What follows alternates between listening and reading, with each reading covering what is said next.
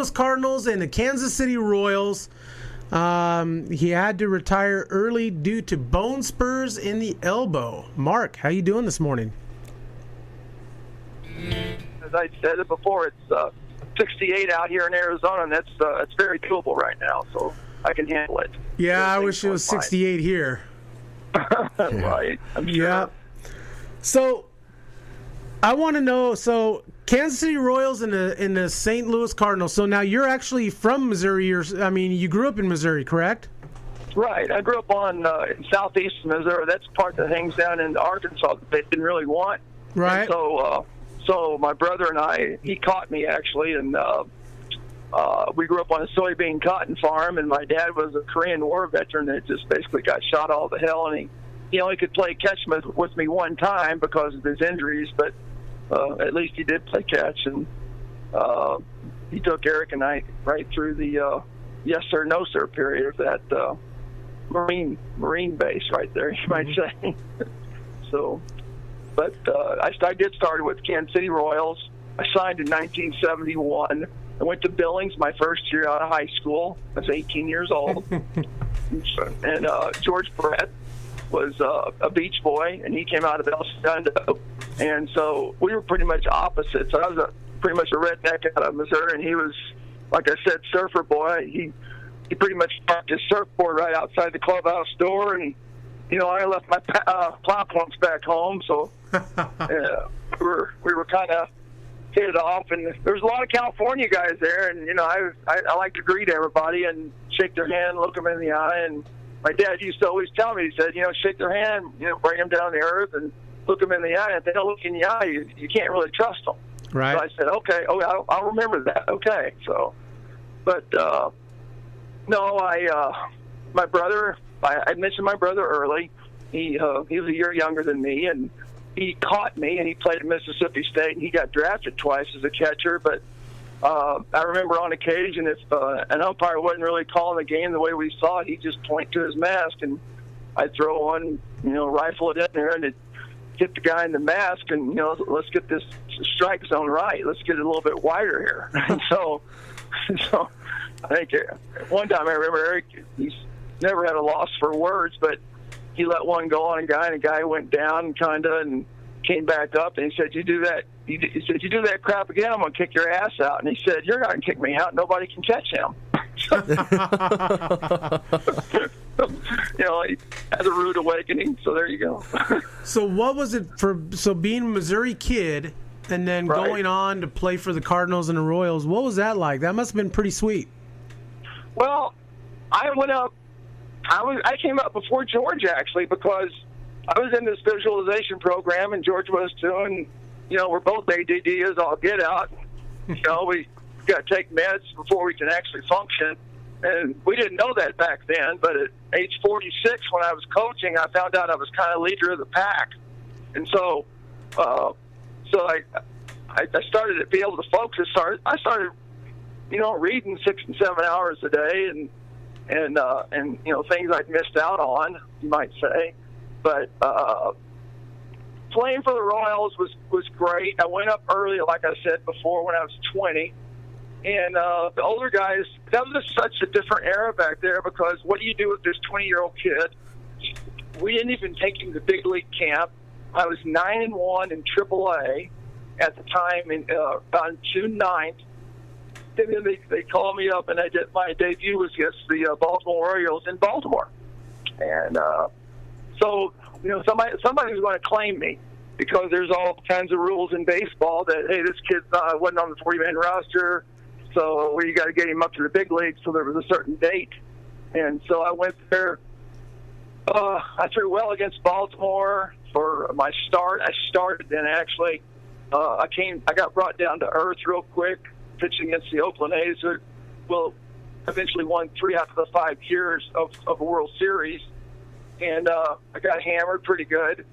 And then they sent me down 30 days later, and I finished 16-6 in the AAA. And then got the September call-up, and then I went to Puerto Rico and played. And I had 319 innings that year, and then you go back into spring training about 3 to 4 months later. 3 to 4 weeks later, after that's over, and my arm was just worn out, and that's when I had my first surgery that made me even better. But toward the end, I had a second surgery, and it got me about a year and a half to playing time. But I had pitched.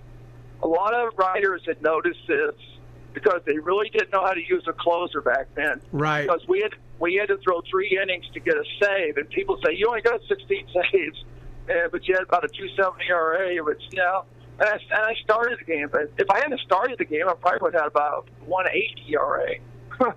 Why? I fucking Whitey one day, and I said, "Hey, Whitey, when are you gonna give me my start?" And we were short, at the time, and he said, "I'll give you your start." And I struck out the side the first time up. That was closer mentality, and then I got hammered. I was out there by the 3rd or 4th inning, and so I, obviously went back to closing. But he actually did need the starter. But you throw 100 innings and 3 different years, and that's a lot for a guy closing out ball games or setting up. And because you're up, 50, 60, 70 times, and that's an awful lot. And so it does take a wear on your arm. And the fact that I couldn't say no, I can't pitch, he didn't do that. That's the way it was. Sure, I'll take the ball. Here, I'm gonna get you out this way. Yeah, then you're throwing every other day at that rate. Yeah, that's about right. Yeah, sometimes you didn't get up. When you got up, sometimes you didn't get in. And that's the other factors. But when I wrote this book on the 8th day God had made baseball, it's a funny book because it is about me, but it's about me traveling from age 6 when my first at bat all the way through Forrest Gump statistics, which I really do have some funny statistics. For instance, one of the statistics says I lost 3 ball games, and they were in San Francisco in a 24-hour period. And I said, no, they're wrong. I said it was a 22-hour period. And so the next one was I did win both ends of doubleheader. The only thing wrong with that was in the second game, after I won the first game, I always traded balls for dogs down in the bullpen, fans. Yeah. Yeah, and I said, make sure mustard and relish, don't spit on it, no ketchup, and I'll give you a ball. 2 dogs and I was a hard bargain guy. And I said, I want 2 dogs for a ball. They said, oh, no problem.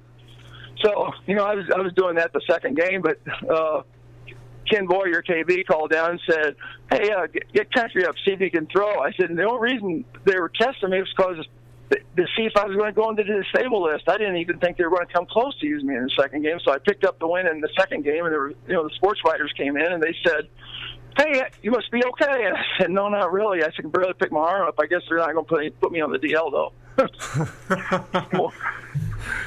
So did you get those hot dogs? I always get the hot dogs. Dodger dogs are the best. I will say that. I will plug the Dodgers. I will agree with you. Dodger dogs are pretty good. Yeah. Dodger dogs are pretty good. I'm not one of those guys. When I go to a ball game, I'm not one of those guys to get the foo-foo food. So like Seattle, sure. They got sushi.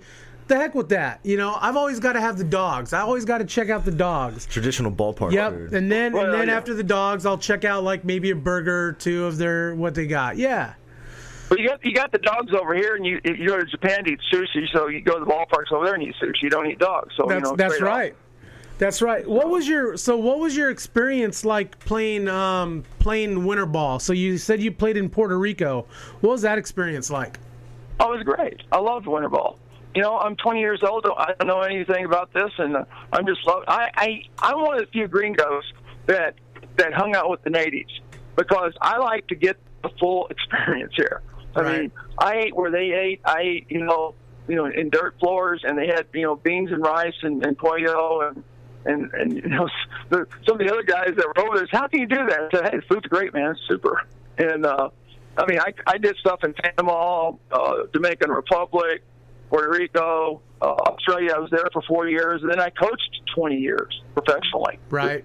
Dodgers, San Diego, Milwaukee, Kansas City, And you learn a lot more about the game. It keeps you sharp when you're doing stuff in the off season as well.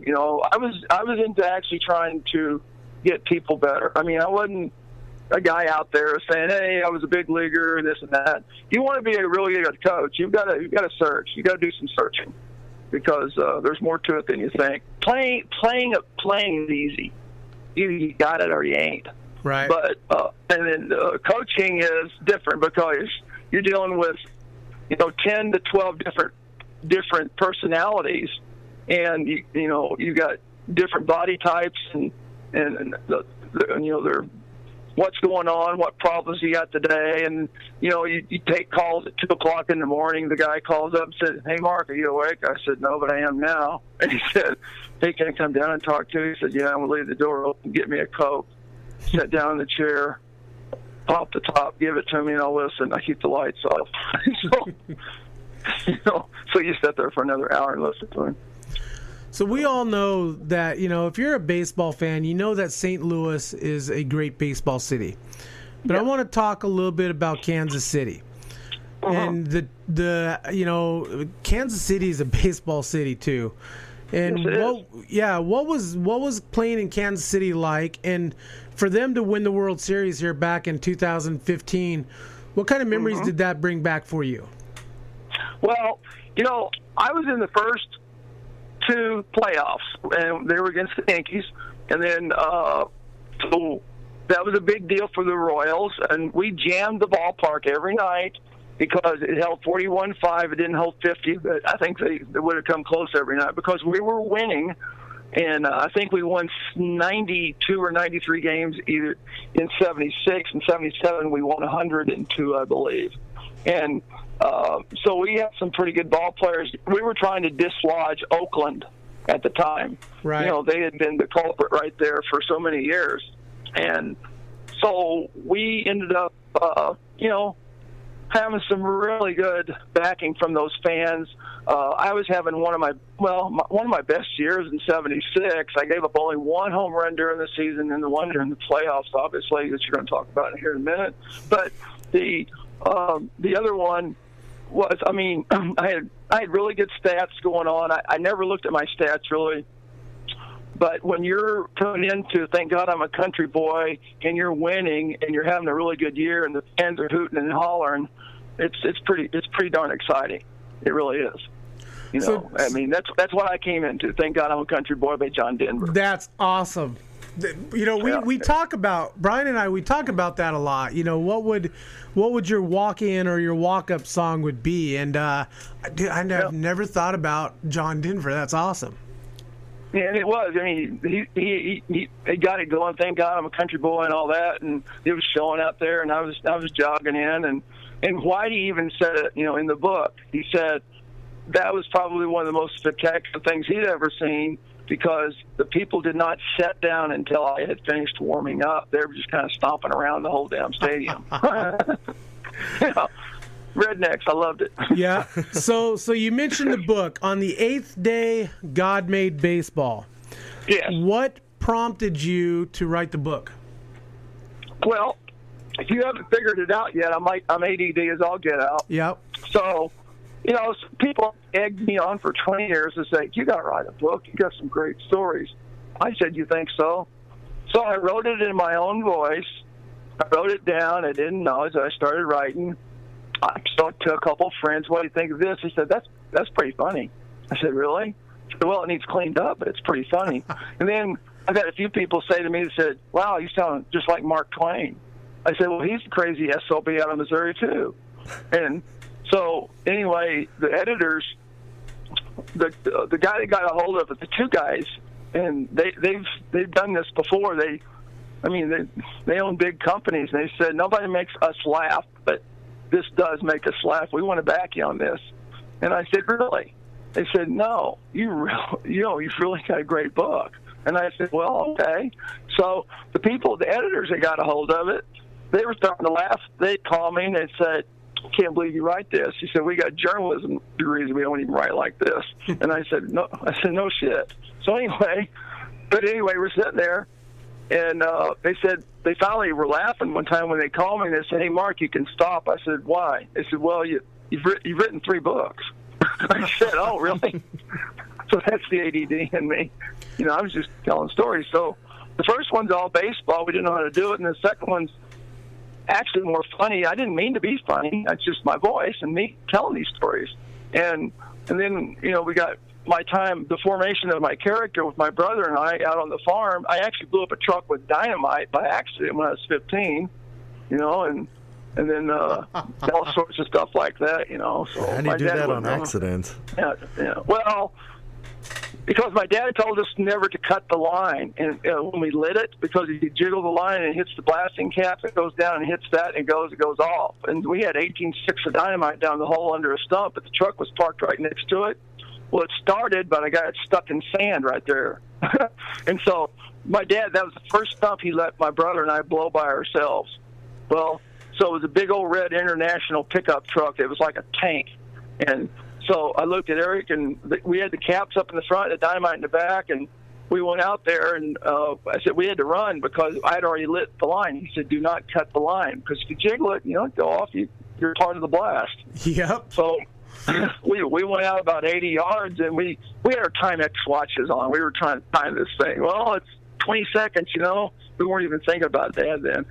And, no, it's 15. No, it's 12, And so all of a sudden, when you heard the dynamite rattles through the ground a little bit for a half a second, and you felt it. And then all of a sudden, these it was like a movie. I mean, these 18 sticks kind of go off, and they go kaboom way up, and you could see the glass fly out of the truck. I mean, it just flew out, and you could hear all the stumps at the side of the stump as it went up. It go boom, boom, boom, boom, boom, boom, boom, boom, like that. And so Eric and I walked back over. There was a 5.5-foot hole, 15 feet across, and the truck had all the windows blown out, and it looked like we had Windexed them, So that was pretty cool. Well, we drove it back home that because we got it unstuck, but the driver's side, my side, was all crumpled in because of all the dynamite, all the chunks that had hit it from the oak tree, the oak stump. I mean, it was hard wood. It was a 30-inch stump. I do blew it right out of there. I do know about not cutting the line on a stick of dynamite. As a kid growing up in Idaho, we got a hold of a stick of dynamite one time and put it in a farmer's field, and we decided to blow it up for the 4th of July. And so it was burning way too slow for us. So we decided that we were going to cut it a little bit earlier and then run. Well, we just did not run fast enough. I mean, we got 50 to 75 feet away, and we're being pelted with rocks and mud and stuff. And we go back, our ears rang for 3 months after that. We go back, and there's this big old crater in this farmer's field, and we're like, oh crap. Without a doubt. What have we done? But I've got a free chapter on there called Blue Angel where I really did knock an umpire out, and it was on purpose, but I didn't mean it to be on purpose because it was between him and the catcher, and it was in a AAA game.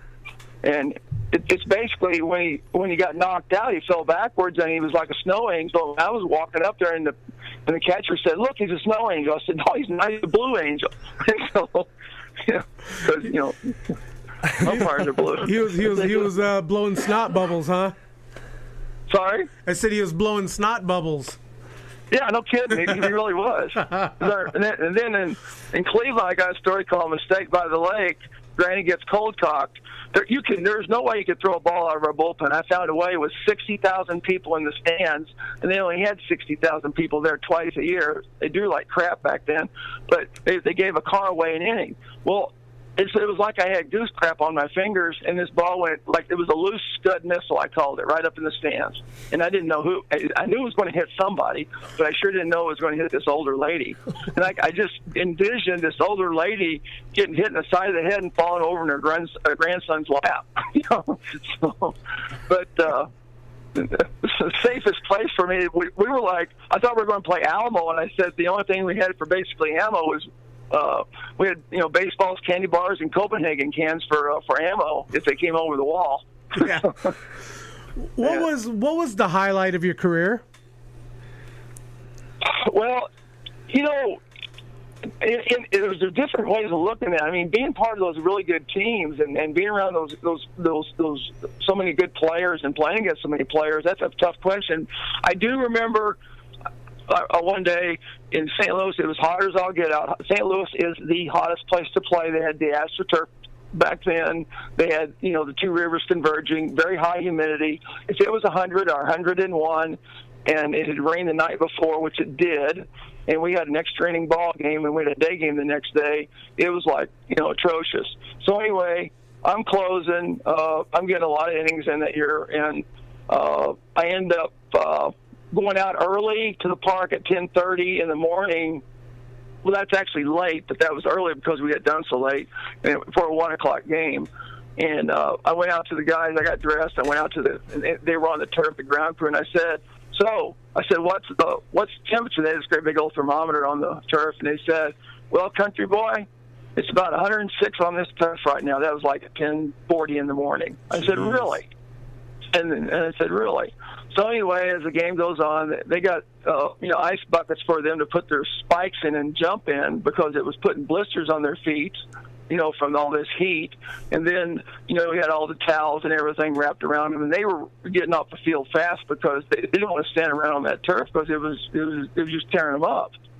Well, when I came into the game and I pitched the 8th and the 9th, I struck out all 6 hitters on the 8th and the 9th, and the infield said, "Hey, country, you got to get us off this field, man. Get us hell off this field." And I said, "Okay."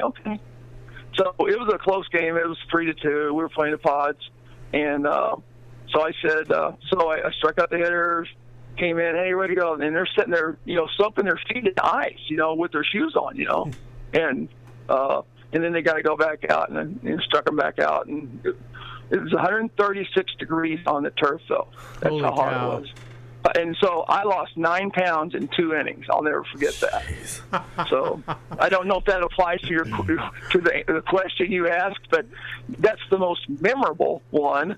I mean, sure, you've got the Chambliss home run, which is, it's been beaten down my throat. Yeah, I wasn't going to mention that. It's 40 years this year. It's 40 years this year. Yeah, I wasn't going to mention that, but well, Chambliss, Chris did a part. He has his comments on the book. Whitey wrote the foreword. Denny Matthews, who's the announcer, he has a great bullet in there. Jim Wolford, who played 15 years, Dave Nelson has a nice bullet. It's a fun book to read. I've had 5 guys call me and they said, "Hey, Mark, I started your book and I didn't put it down until I finished it." I said, "You kept me going that much." I said, "Great, that's super." So that's what I wanted to do. So Dave Nelson, formerly of the Rangers and Indians. Yeah, he was announcing this year for Milwaukee. He's just such a class act. I've got a story about Dave, actually. So I've never met Dave. Oh, so great guy. I drive for a medical transport company here in the Willamette Valley. Yep. And I pick up out of the hospital. I pick up 2 guys, and so I pick up a Catholic priest. Okay. And another Catholic priest who's kind of retired. Mm-hmm. He's in a wheelchair, and so I take him out to Trappist Abbey out here outside of McMinnville, Oregon. So I'm talking with this priest. His name is Father Dominique. And so I'm talking with him, and as I'm, getting him off board and getting him loaded back into the facility that he's out, he's like, he goes, "My brother played baseball." Mm-hmm. And I'm like, well, who's your brother? He was like, "Dave Nelson." Mm-hmm. And I'm like, no way. Small world. So Dave's brother, Dominique, lives nearby. He's working out of Trappist Abbey up here at the monastery, and nice guy. Really nice guy. It cracked me up. It was just one of those random deals. That's wild. Well, Dave is just such a class act. He and Amos Otis, when that home run was, I went directly right into the showers. I went right up the line between New York's best, right up in the runway. And then I went right to the showers, and I just threw my glove and threw my hat. They don't throw it. I've been tossed it.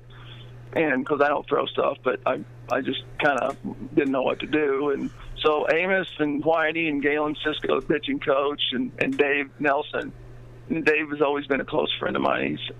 He always puts he's really good. He's just a good guy. Such a class act. So, and it was interesting. We can spin this positive. As a pitcher, do you remember at-bats, how many at-bats you had? This is funny. This is one of my Forrest Gump statistics. I have 2 hits and 3 RBIs. I have 2 hits and 3 RBIs in my career. Huh. I might be the only guy that's got more RBIs than he does hits. and so Tug McGraw walks me with the bases loaded. Tug McGraw walks me with the bases loaded on 4 pitches. I'm a left-handed hitter. And he's a left-handed pitcher. Sometimes it's hard for a left-hander to throw to a left-hander, especially a big donkey like me. But he walks me in, and so I get RBI number 1. The very next day, I've got the Latino connection. I got the Silvio Martinez and the catcher. They're sitting there on second and third, and I hit a little roller out to the right field, and the Latino connection comes through, and I get 2 RBIs. Why do you say to me when I came back into the dugout? He said, "Well, the Phillies are probably going to ask for you in a trade." I said, "Well, whatever." Silvio Martinez. That is a name I haven't heard in a long time. I remember. So. Yep.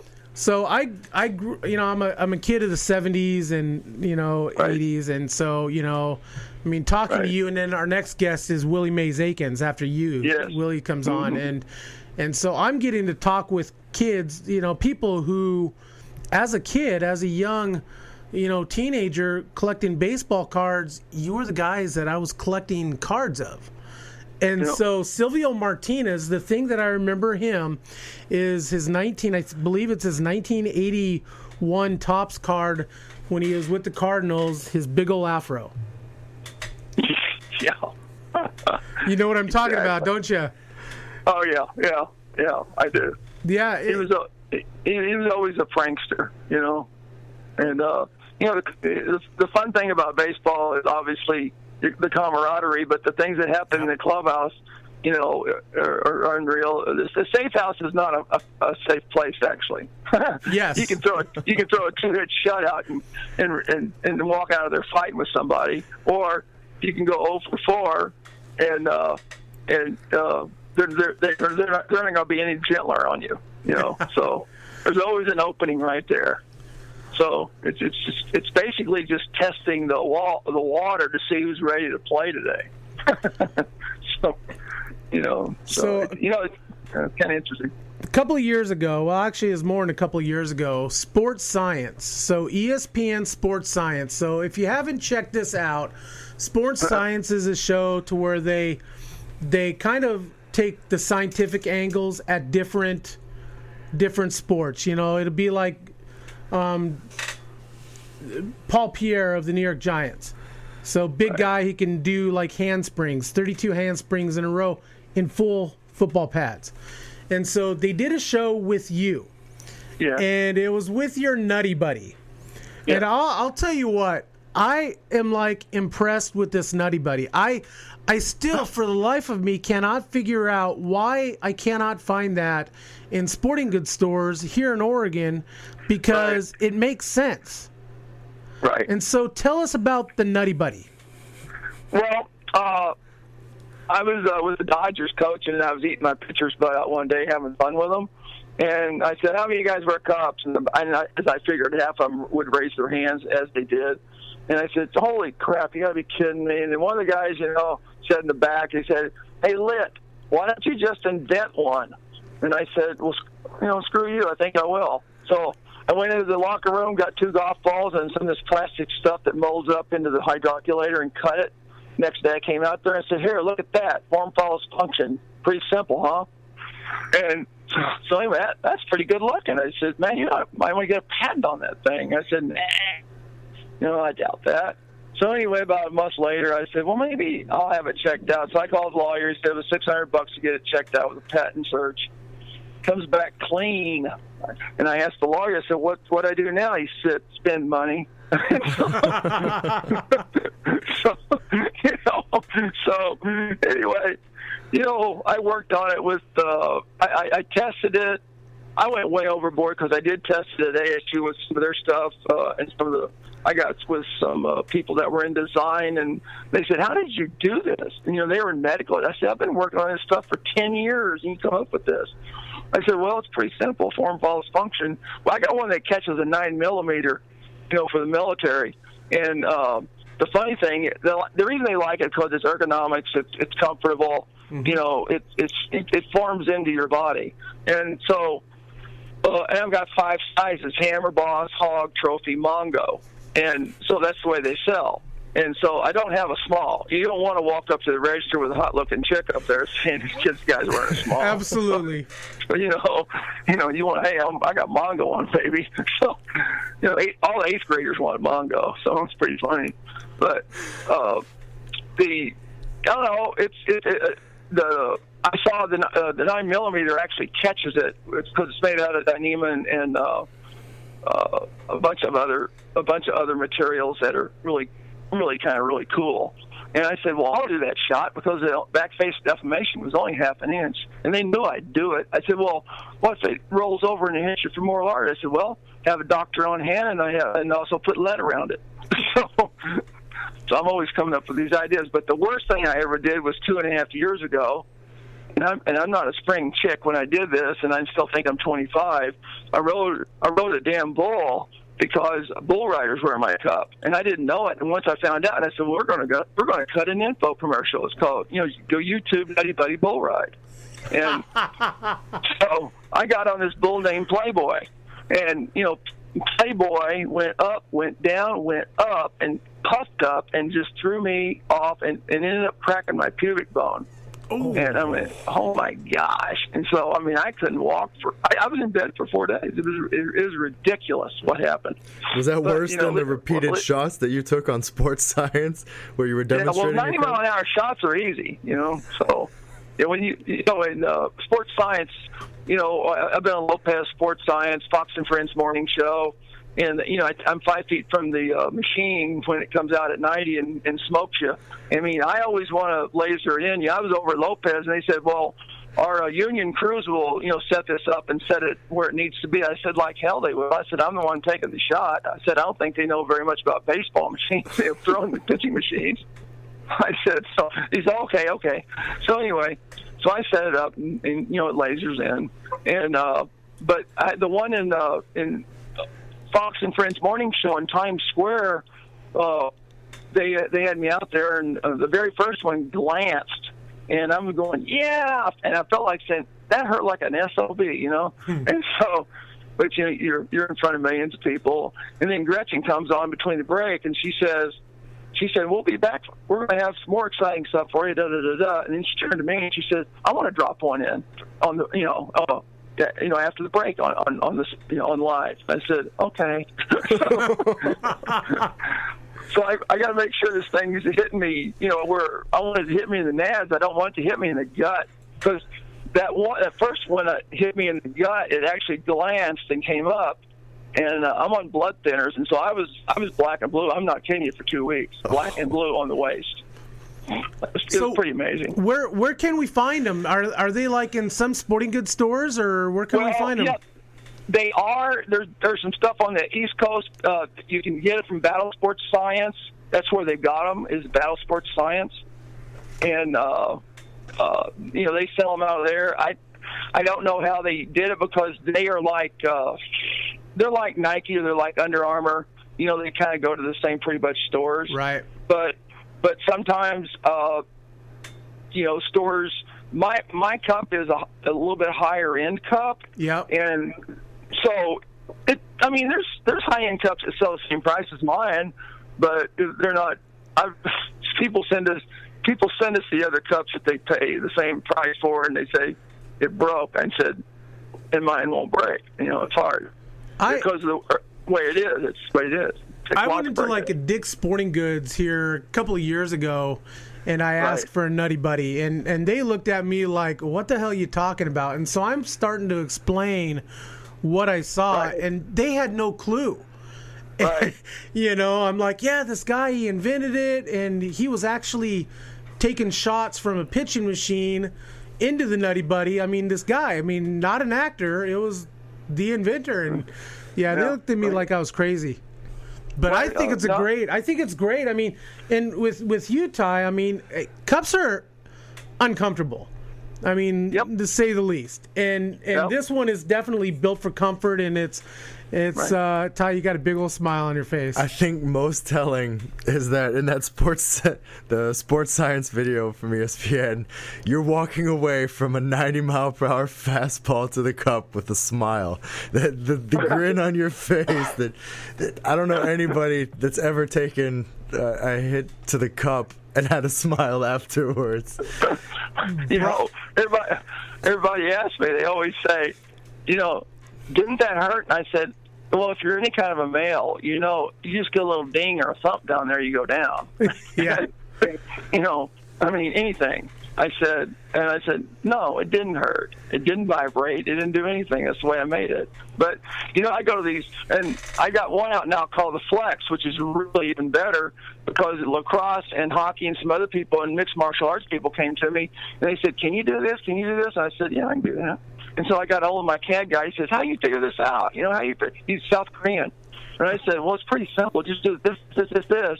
It's called like form follows function, Mm-hmm. So anyway, I go to these shows sometimes, and I've been to these tests, like the military, and all these little engineers are standing around clapping their hands, and they come over to me and said, are you an engineer? And I said, no, I'm a redneck from Missouri.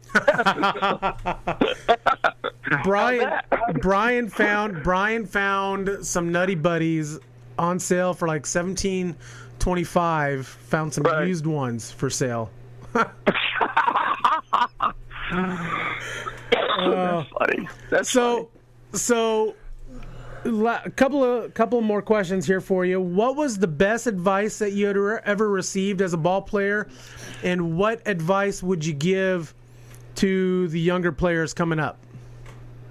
Best advice I got was the reason I went to the big leagues because I actually learned to slow myself down. And there's a thing in the book called Separating Yourself from the Pack, mm-hmm. and it's about visualization. And Dr. Bill Harrison has a whole bunch of stuff out. He's still working. He works for the Giants actually right now. Right. But so it's that helped me immensely. George Brett was in the same thing at the same time, and we're like our minds are going 100,000 miles a minute, and all of a sudden we learned how to slow our brain down to where we could actually focus. I mean, some people, all kids over-focus because coaches say, focus. I said, well, you don't have to do that. They're beyond focusing anyway. They need to relax more. Right. So the big deal is trying to get, the kids to relax between the lines. That's the big thing. And a kind of a picture of that would be the movie from The Love of the Game with Kevin Costner when he's on the mound, and how he does clear the mechanism, and and so that's a tough one to teach. I mean, especially when they're dealing with the younger kids, and they're all ADD, and you gotta say, are you willing to step across this line and let go, and test the waters, Yeah. Can you? Are you willing to do that? If you're, I kind of insult them sometimes. I said, well, if you're a male, you should have a little bit of drive to say, hey, I want a little bit of one-upsmanship here, because professional ball players are selfish to a degree, and we operate as a team, but we're also a little selfish because we want to get the out, we want to get the. We want great to make stats. the pitch. Absolutely. We want to get the hit, Sorry. Yeah, you want the stats. Yeah. Because better stats means more money.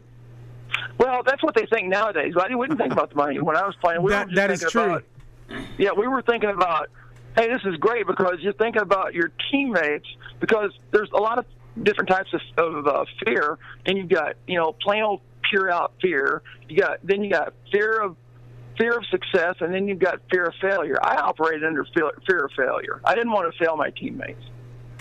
So, and that's the one thing I did not want to do is, I said, I'm gonna get this damn out, and we're gonna get off this field. That's the way I thought. And then somebody that operates out of fear of success, they might not even make it at all. Right. But eventually they're, when I was coaching rookie ball, that was one of the best places to be, because you see kids, whether they're drafted out of high school or college, you're going to see them fail really for their first time. How are they really going to react to it? How are they really going to react to it? So you might as well get it in their life a little bit earlier that you are going to fail. It's okay to fail, but, go out there and succeed at the same time. So just get better. So learn to relax a little bit more. That's the hard thing, is learning to relax between the lines. That is true. That's good advice. All right. Hey, let's talk a little music here now. So we're gonna, Brian, how are we gonna do this today? All right. So you're a good old country boy. And so let's go 70s country music. Ty, you might have to sit this one out, maybe. Those are two things that definitely you're awful young for this. 70s and country. But so 70s country music. So we'll do a couple rounds between you, Brian, and I, and we're gonna go country music from the 70s, and like maybe a couple of your favorite songs. Okay, I'm not good at these, but because I listen to really, really old stuff, but that's okay. I like your 70s music. All right, let's hear it. Let's go for it. All right, Brian, you can start us off. How about Kenny Rogers, The Gambler? That was 80s. We'll count it. He's what? We'll count it. That's close enough. Come on now. So I'm going to go, I'm going to go. You know when to hold them and know when to fold them? Yeah. Yep. No one to turn away, no one to run. We'll count it. So I'm going to go C.W. McCall, Convoy. Convoy, my gosh. Yeah, exactly. I'm gonna go Gene Autry. I'm back in the saddle again. That's way back down. That is way back. That's a good one. All right, Brian. How about anything Charlie Pride? That's pretty cool. Charlie Pride was a baseball player. Yep. I've heard I've seen Charlie Pride perform in our clubhouse just pecking away down in Texas. Wow, that's awesome. How cool is that? Wow. That was real cool. He performed. I was at Harmon Killebrews' funeral out here in Arizona, and Charlie, played at his funeral. Oh wow! And it was amazing because I got to know Harmon because his last stop was Kansas City. Right. His stop. I've reached out to Charlie to get him on the show to talk about baseball and music, but no luck yet. So, all right, we'll go one more round. I'm going to go with 70s country music. I'm going to go with Johnny Paycheck. Take This Job and Shove It. Johnny Paycheck. What's the one where Cash comes in and sings about the train? Oh. Folsom County Prison. Folsom County Prison. Yeah, God. Anything Johnny Cash. Anything. He grew up 40 miles south of me. Oh, wow. So I grew up near Memphis. So. All right, Brian. How about some early Merle Haggard? Oh, that's really nasty. That's really good. I got one more. We got to go one more round because something popped in my head that will blow you guys away. I'm going to go...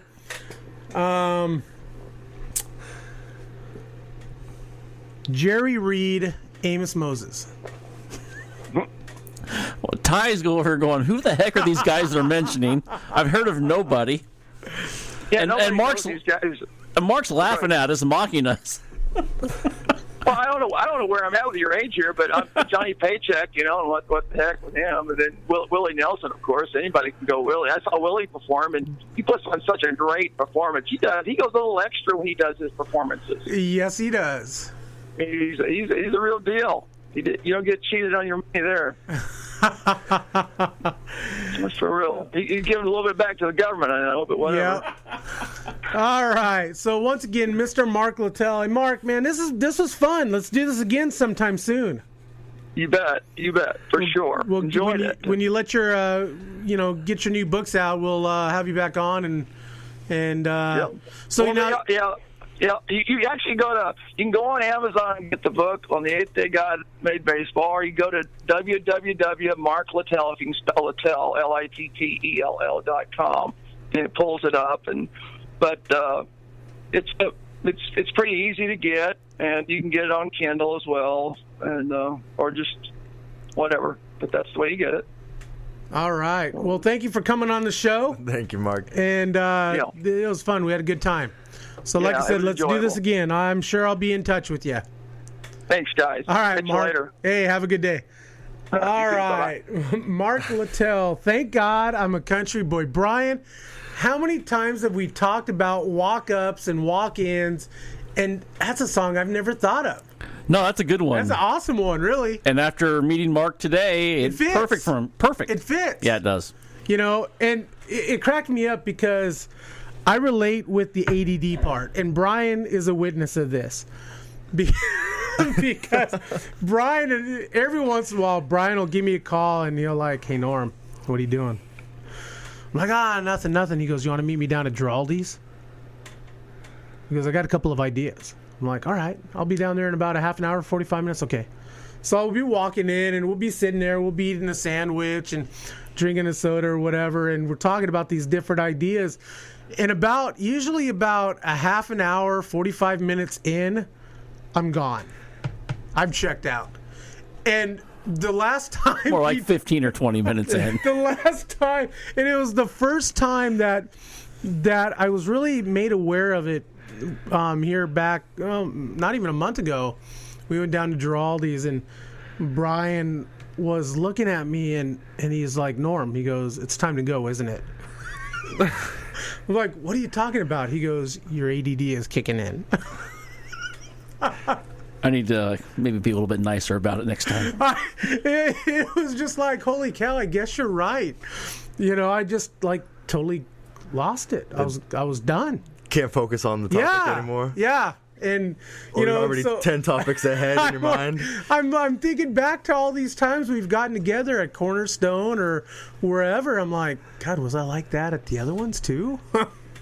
How hard is it to keep him on a mental leash? Oh, it's hard. Now I know we've done As football together. you're seeing that today. Well, it's great for radio. Yes, it is. We've done football together, and I know that there's been a couple of times, you know, I get lost, and Brian will like kick me or something, you know, like say something. The people I've worked with in the past have done the same thing.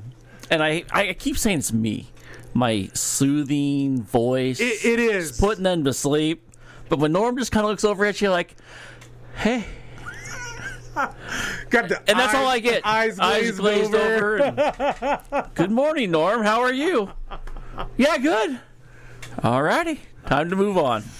All right, so once again, Mr. Ty Erickson in studio with us. Hey, we're going to come back at 11:30 with, this one's going to be a real cool one, Willie Mays Aikens. He's got a great story to tell, a slugger of the early 70s, mid-70s. Career was derailed by drugs. You know, and this is one of those ones, you know, you kind of got to ask, what if? You know, so early slugger, Kansas City Royals. This guy was the real deal. And so, once again, Ty, producer Brian, Norm, we are sponsored by baseballisms.com. You like my shirt or hat? You can find them at baseballisms.com. Chris Gazelle, Vancouver, Washington, baseballdudes.com. Hey, skipper Mitch Canham, building an athlete's sports education based by pros. And his dad, Mark Canham, does our shirts for Clubhouse Chatter. Check him out, MDM Designs. Hey, we stream live at yamhilltoday.com every time we're on. And we're always looking for sponsors. Or if you have an idea for a show, shoot me an email, normbo18@gmail.com.